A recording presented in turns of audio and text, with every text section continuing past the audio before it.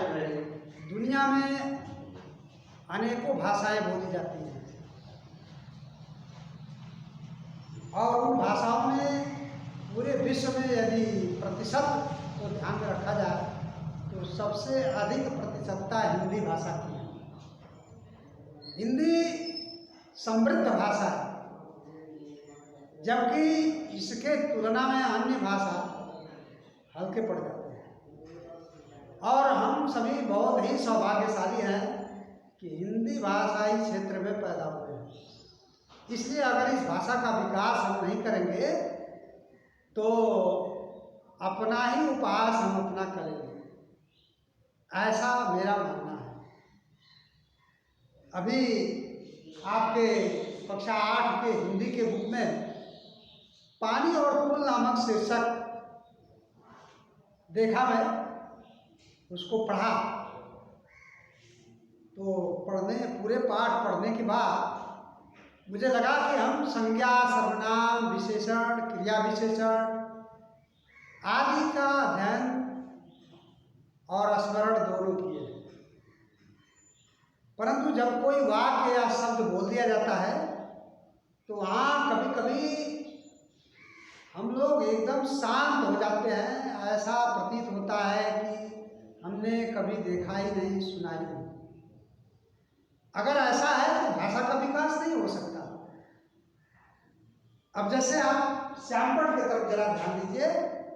संज्ञा की परिभाषा, संज्ञा के उदाहरण, सर्वनाम की परिभाषा, सर्वनाम के उदाहरण, विशेषण की परिभाषा, विशेषण का उदाहरण, क्रिया विशेषण की परिभाषा, क्रिया विशेषण का उदाहरण हम सभी जानते हैं, पढ़े हैं।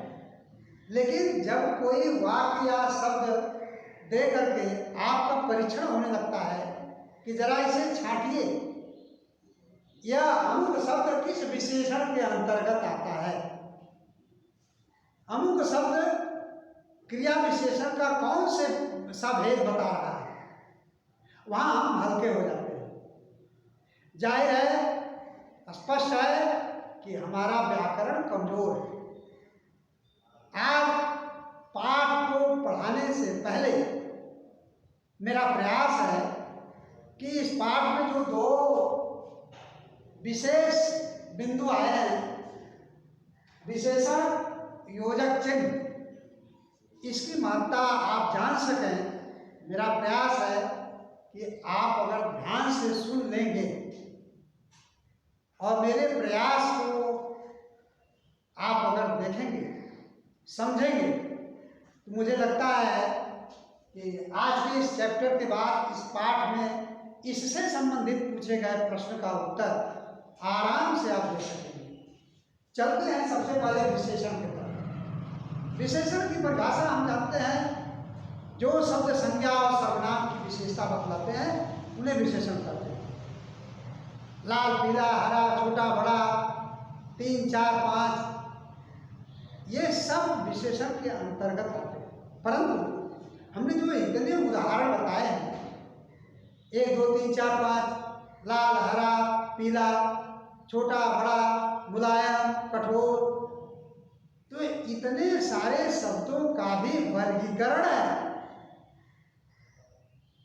और इस वर्गीकरण को जानने के अभाव में हम विशेषण के प्रकार और कौन सा शब्द किस विशेषण के अंतर्गत आता है, यह जानने में हम पीछे हो जाते हैं।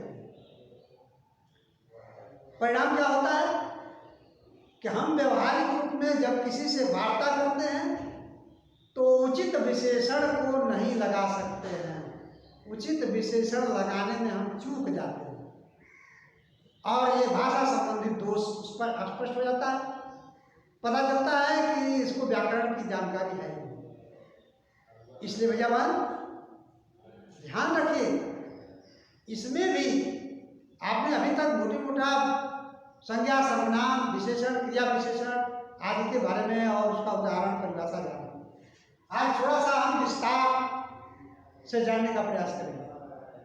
आप यहाँ सामने पर देख रहे हैं, इधर हमारे बाईं तरफ आप देख रहे हैं विशेषण के प्रकार लिखा हुआ। गुणवाचक विशेषण, परिमाणवाचक विशेषण, संख्यावाचक विशेषण, संकेतवाचक विशेषण, प्रश्नवाचक विशेषण, व्यक्तिवाचक विशेषण, अलगाव सूचक विशेषण। ये शब्द जो भेद हैं विशेषण के, इन्हीं सभी से संबंधित शब्द आपको आपके व्यवहार में, आपके विषय वस्तु में, भाषा के विषय में आपको मिलता है और मिलेगा। इसलिए इसकी जानकारी रखना भी हम लोगों के लिए परम आवश्यक है। जैसे जब आप पाठ पढ़ेंगे तो आपको पता चलेगा कि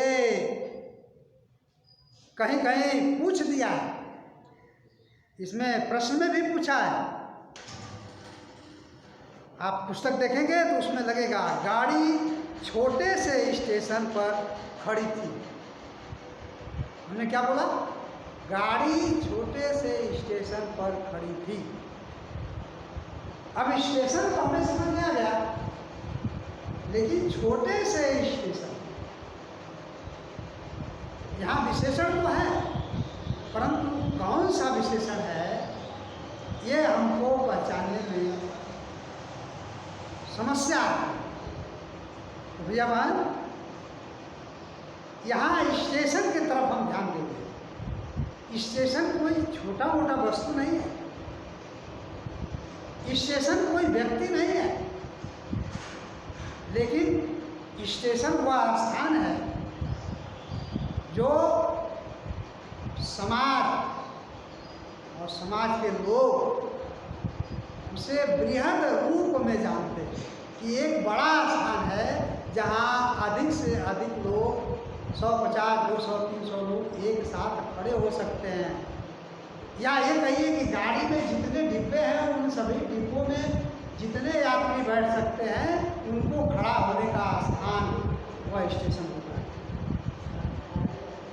और इस नाते एक व्यक्ति का जो मूल्य होता है, उस व्यक्ति के मूल्य के बराबर स्टेशन का मूल्य बताया गया। और इस नाते यह जो वाक्य है कि गाड़ी छोटे से स्टेशन पर खड़ी है, स्टेशन व्यक्ति के मूल्य को भी फीका कर दे रहा है, अर्थात स्टेशन का मूल्य बढ़ा। इसलिए स्टेशन की छोटाई विशेषण का जो वर्गीकरण बताना जरूरी है, वह आएगा व्यक्तिवाचक विशेषण में। प्रॉपर एडजेक्टिव उसको इंग्लिश में कहते हैं, और व्यक्तिवाचक ये विशेषण बन गया। फिर दूसरा वाक्य इसमें, माँ की उदास आंखें पुरानी यादों से भर उठी।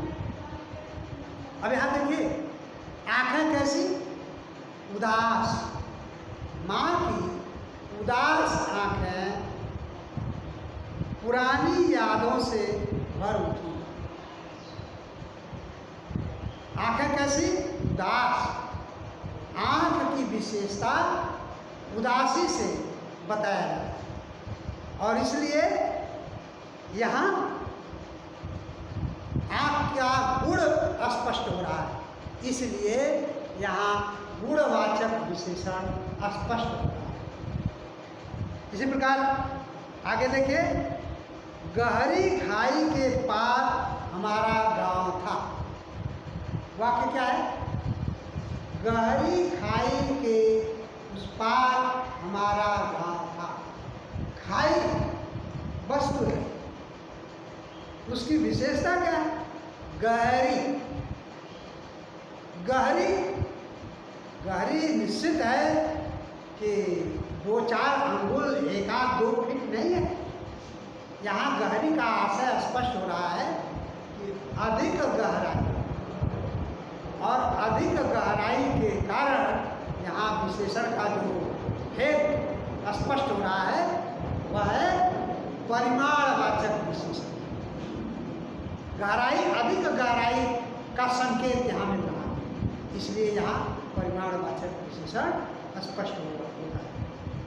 आगे वाक्य देखिए, मुझे भी थोड़ा दुख हो रहा था।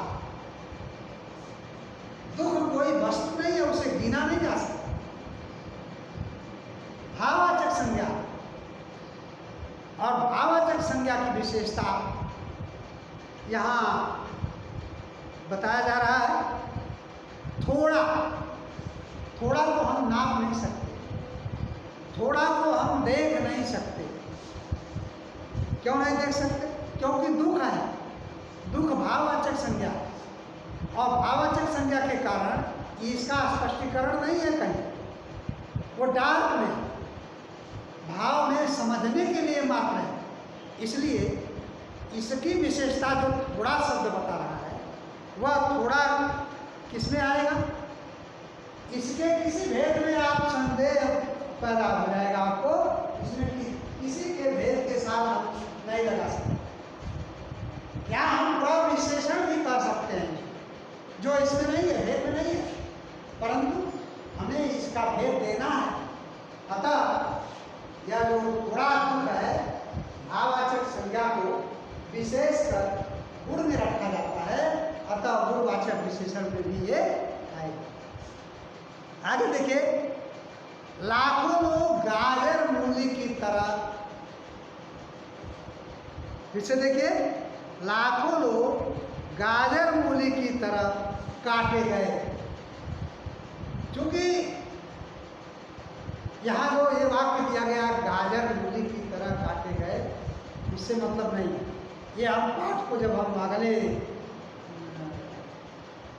बेला में या अगले चरण में, अगले वीडियो में हम देंगे, आपको पाठ का पूरा विवरण देंगे। लेकिन थोड़ी सी कल्पना हम आपको दे दें कि यह जो पाठ है, पानी और पुल, डॉक्टर महीप सिंह इसके लेखक हैं, और उन्होंने देश का विभाजन काल का या देश के विभाजन के समय की घटना का वर्णन इस पाठ में उन्होंने किया। इसलिए यहाँ वाक्य दे दिया कि लाखों लोग गाजर मूली की तरह काटे गए। गाजर मूली की तरह काटे गए हों, चाहे घास की तरह काटे गए हों, इससे मतलब नहीं है। यहाँ लाखों लोगों से मतलब, अर्थात लोग कितनी संख्या में? लाखों।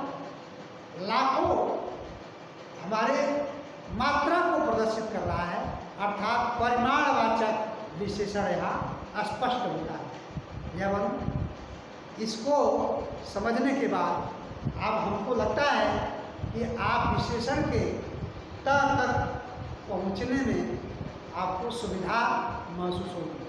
आगे चलते हैं योजक चिन्ह।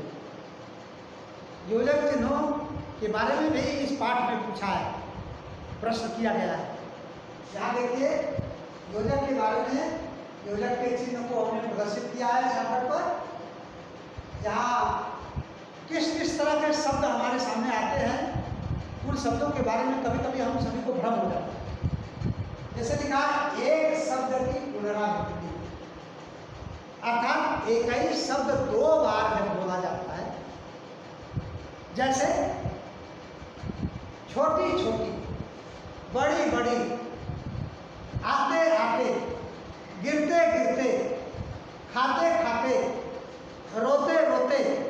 आप यहाँ क्या देख रहे हैं?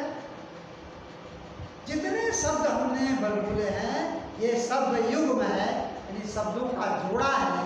ये सभी शब्द इसके अंतर्गत आते हैं। एक शब्द की पुनरावृत्ति, यानी दोबारा उसको पुनः बोलना। तो आप जैसा कि सुने हैं, छोटी छोटी, बड़ी बड़ी, खाते खाते, गिरते गिरते, सोते सोते, यानी एक ही शब्द दो बार बोला गया। और इसलिए यहाँ भी योजक चिन्ह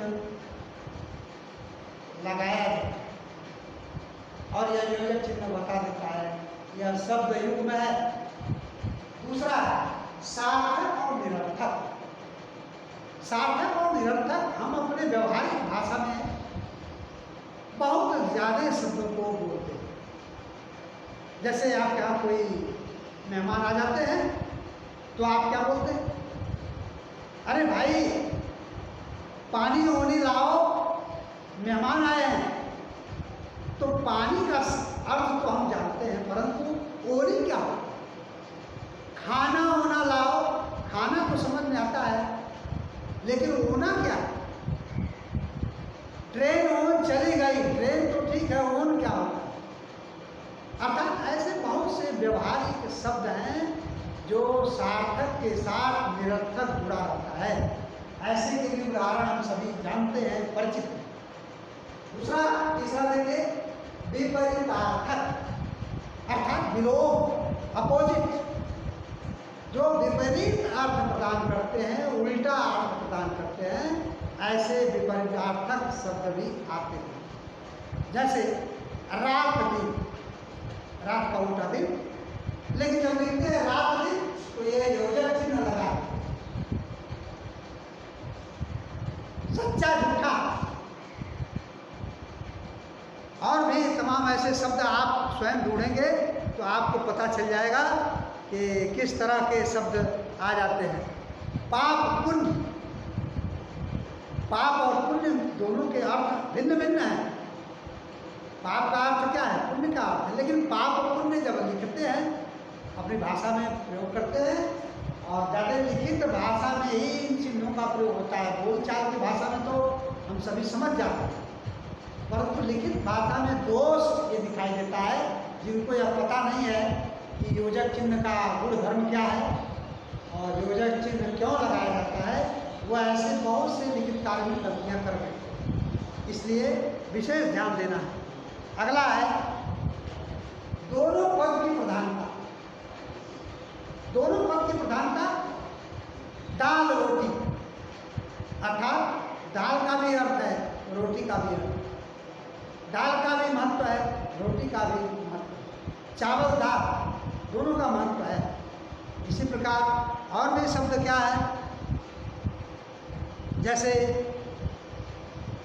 फल फूल, फल अलग है, फूल अलग है।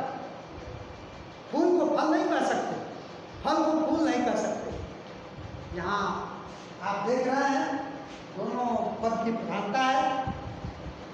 फल अपने जगह पर स्थान रखता है, फूल अपने जगह पर स्थान रखता है। या मानो हमको लगता है कि ये विशेषण और योजक चिन्ह के बारे में आप सभी वीडियो देखकर समझ जाएंगे, ऐसा मैं विश्वास रखता हूँ। धन्यवाद।